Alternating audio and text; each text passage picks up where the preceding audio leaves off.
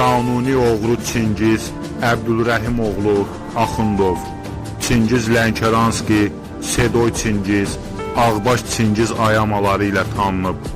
Qanuni oğru Çingiz Axundov dünya üzrə tanınmış məşhur oğrulardan biri olub.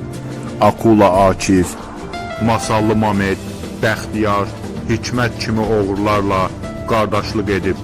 Sözünün sahibi, hər yerdə sözü keçən qardaşlardan biri idi Çingiz. Çingiz Axundov 1954-cü il may ayının 25-də Lənkəranın Port İlyich kəndində dünyaya göz açır. 1978-ci ildə 14 il müddətinə azadlıqdan məhrum edilir.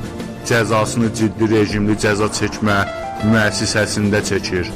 Səbəb isə mənimsəmə və s. Çingiz Axundov 11 sentyabr 1992-ci ildə azadlığa buraxılır. Köhnə oğruların nəslini təmsil edir. Ömrünün sonunda çox xəstələnir və Almaniyada müalicə olunur. Çingiz Axundov 2007-ci il iyunun 2-də Rusiyanın Moskva şəhərində evinin qarşısında sui-qəsd nəticəsində güllələnərək öldürülür. Mühafizəçisi isə yaralanır. Qatil oğrunu Kalaşnikov avtomatı ilə vurur. Sonra başından nəzarət atəşi açır ki, öldüyünə tam əmin olsun.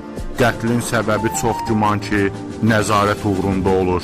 Çingiz Axundov Bakıda şəhər Yasamal qəbirstanlığında dəfn edilib. Allah rəhmət etsin.